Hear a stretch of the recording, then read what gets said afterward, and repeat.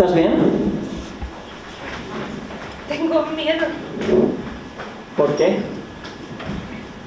Llevo 18 años mirando por una ventana y soñando con cómo me sentiré cuando vea esas luces elevándose hacia el cielo.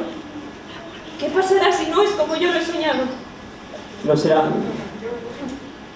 ¿Y si lo es? ¿Qué haré después? Bueno, tiene su parte buena. Podrás buscarte un nuevo sueño.